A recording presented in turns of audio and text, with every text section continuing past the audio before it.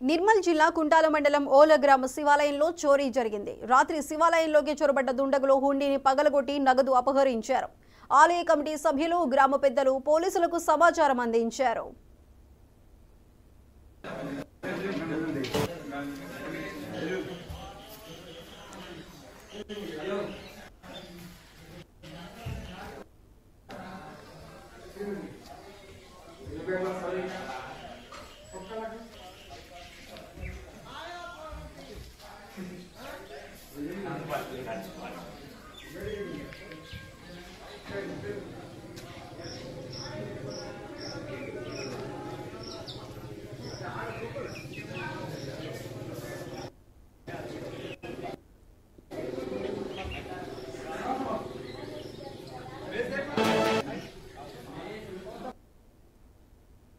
Guntur government హాస్పిటల్లో అపహరణకు గురైన